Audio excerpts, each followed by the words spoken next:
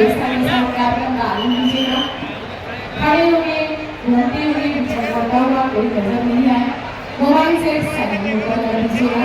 स्वागत सत्कार तालियों के माध्यम से पुलिस प्रशासन का कहना है।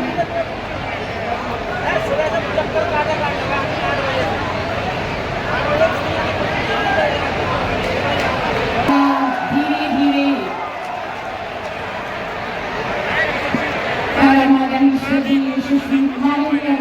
का स्वागत इस विशाल भव्य राष्ट्र पर होता हुआ समस्त माननीय गणमान्य अतिथिगणों के साथ अपनी भव्यता को, अपनी सरलता को, अपनी सहजता को एक नए स्वरूप में पिरोता हुआ आज का ये ऐतिहासिक कार्यक्रम जनपद हाथरस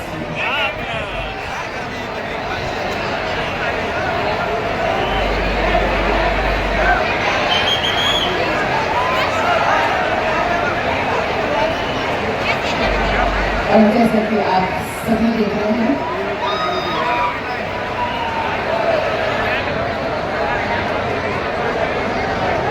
आज के इस कार्यक्रम में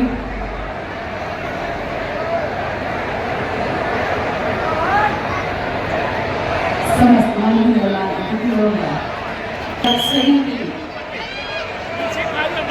दृष्टि इंतजार उस दोनों में पड़ता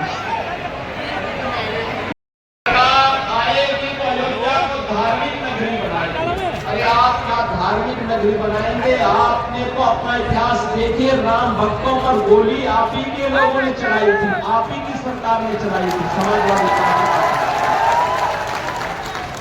आज जब राम भक्तों की परिश्रम और पुरुषार्थ से प्रधानमंत्री मोदी जी के नेतृत्व में अयोध्या अब त्रेता युग का स्मरण करा रही है, तो आपके मुंह में भी पानी आने लग गया है।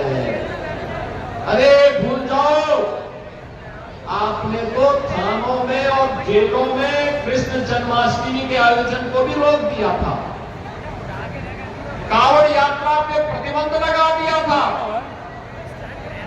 जो आज जब हमारे जनप्रतिनिधि कह रहे थे ना कि हाथरस में 22 से ज्यादा मंदिरों का सुंदरीकरण हुआ, क्या ये समाजवादी पार्टी के समय में संभव था? क्या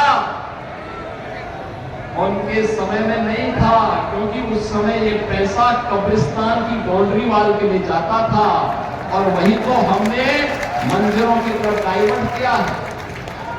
वही पैसा हमने इधर भेजा है कि कब्रिस्तान की आवश्यकता नहीं, मंदिर आस्था के केंद्र हैं।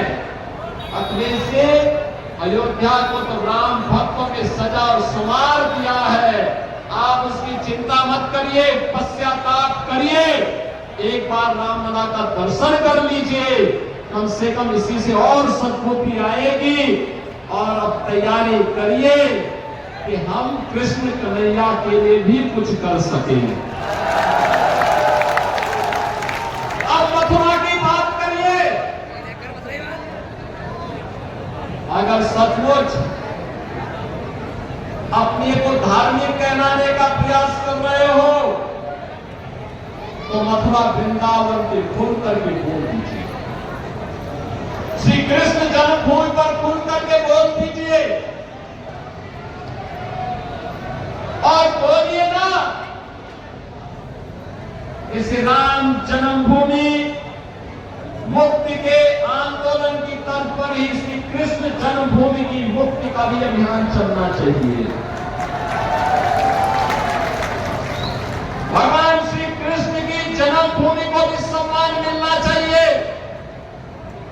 हमारी सरकार आज श्रद्धालुओं को बुनियादी सुविधाएं उपलब्ध करवाने का कार्य कर रही है।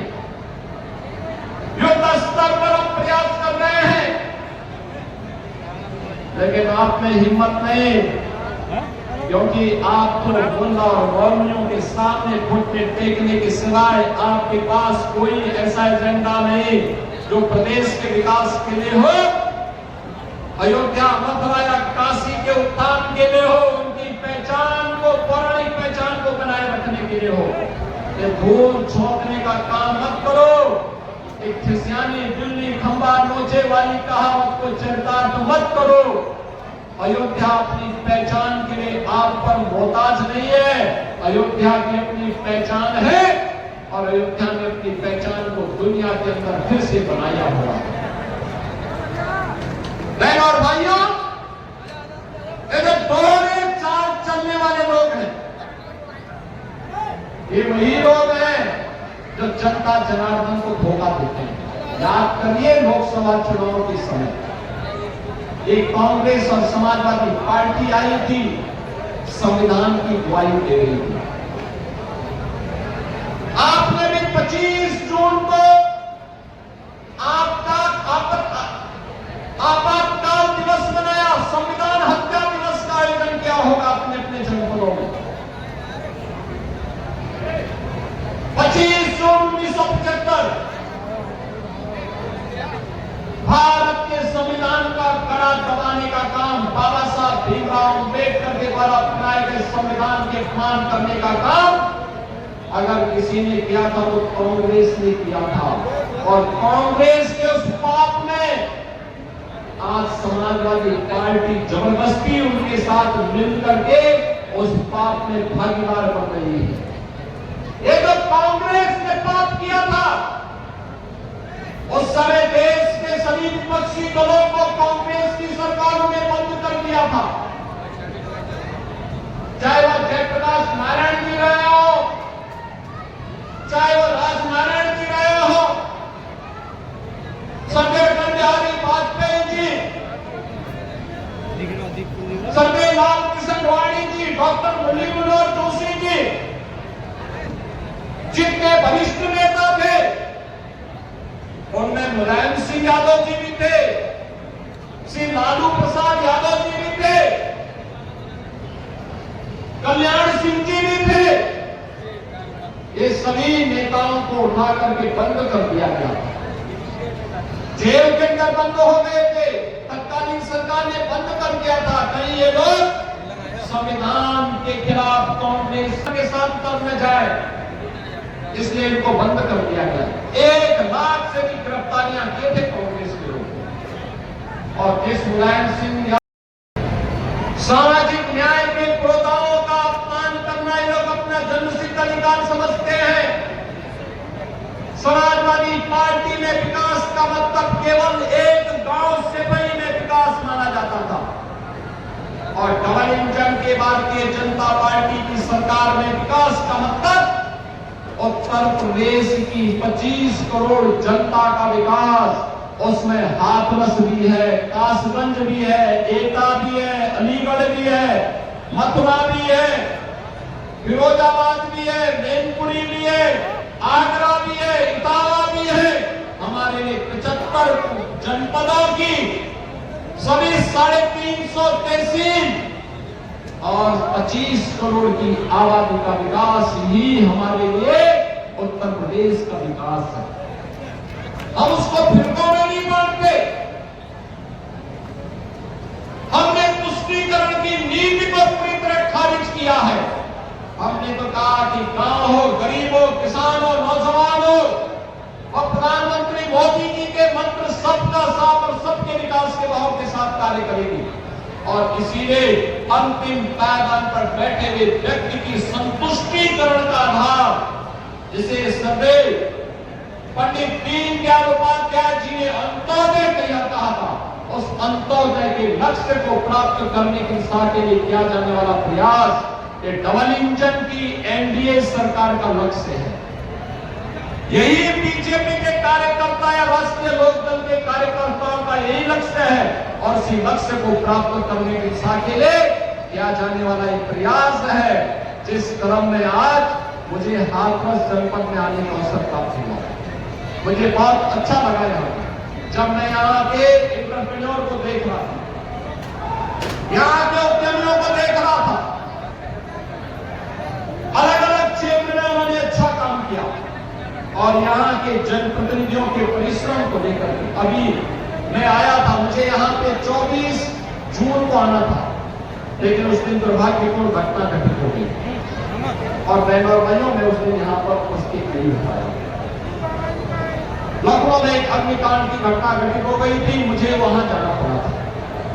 अलीगढ़ में मैंने बैठक ली थी, इससे पहले विकास की योजनाओं की हाथरस की भी चर्चा हुई थी। हमारे तीनों विधायकों ने, श्रीमती रंजना माहोती ने, श्री धीरेन्द्र राणा जी ने, श्री प्रदीप चौधरी जी ने, श्री अनूप प्रधान जी ने यहाँ की सड़कों के लिए, पुलों के लिए, फ्लाईओवर के लिए अपने प्रस्ताव दिए और बहुत शीघ्र उन पर भी धनराशि अवमुक्त होने जा रही है। यहाँ पर विकास की जो भी परियोजनाएं होंगी, मेडिकल कॉलेज की समस्या का समाधान हो या फिर सिकंदराबाद के बस स्टैंड का समस्या, इस सब का समाधान के लिए हम लोगों ने धनराशि अवमुक्त कराई है, धनराशि स्वीकृत कर रहे हैं, कई नया आवंटित कर रहे हैं। ये सभी प्रक्रियाएं चल रही है और यहाँ पर जो औद्योगिक क्षेत्र विकसित हो रहा है, बहनों और भाइयों, हजारों नौजवानों के लिए नौकरी की सुविधा यहाँ प्राप्त होगी। यहाँ के हजारों नौजवानों के लिए बिना भेदभाव के, हाथरस के लोग, कासगंज के लोग, एटा के लोग, ये सभी लोग यहीं पे एक साथ एक छत के नीचे ये सुविधाएं प्राप्त करेंगे। हम लोगों ने लोकप्रिय सरदार वल्लभ भाई पटेल गारंटी मुक्त, ब्याज मुक्त, मार्जिन मनी के साथ, ट्रेनिंग के साथ उस नौजवान को उपलब्ध करवाई जा रही है। यही तो है डबल इंजन की स्पीड, मजबूती के साथ चलती है, बिना भेदभाव के सबको उपलब्ध करवाती है और उसी को उपलब्ध करवाने के लिए आज मैं आपके बीच हाथरस में आया हूं। मुझे बहुत अच्छा लगा, हींग की खुशबू, देसी गाय के घी का स्वाद और यहाँ के गुड़ का स्वाद आज हाथरस को एक नई पहचान दिला रहा है। बहनों और भाइयों, इस प्रक्रिया को हमें मजबूती के साथ आगे बढ़ाना है। आलू किसानों की समस्या के समाधान के लिए सरकार संकल्पित है। अन्नदाता किसानों के चेहरे पर खुशहाली लाना ये डबल इंजन सरकार का दायित्व है और उसके लिए आपने अच्छे जनप्रतिनिधि चुनकर के भेजे हैं, अच्छे विधायक, अच्छे सांसद चुने हैं, इसलिए विकास हो रहा है। और आपका मैं आह्वान करूंगा, विकास की प्रक्रिया अनवरत रूप से आगे बढ़े। विकास और विरासत का अद्भुत समन्वय निरंतर चलता रहे, इस विश्वास के साथ इस 550 करोड़ रुपए की परियोजनाओं के लिए मैं आप सबको बधाई देता हूं। पूरे हाथरस वासियों के प्रति अपनी शुभकामनाएं देते हुए वाणी को विराम देता हूं। धन्यवाद। जय हिंद। बहुत बहुत धन्यवाद। एक बार जोरदार तालियों के साथ अभिनंदन में स्वागत करना था विषय के जोरदार तालियां। जय जय श्री राम। और एक बार पुनः जनपद हाथरस के सभी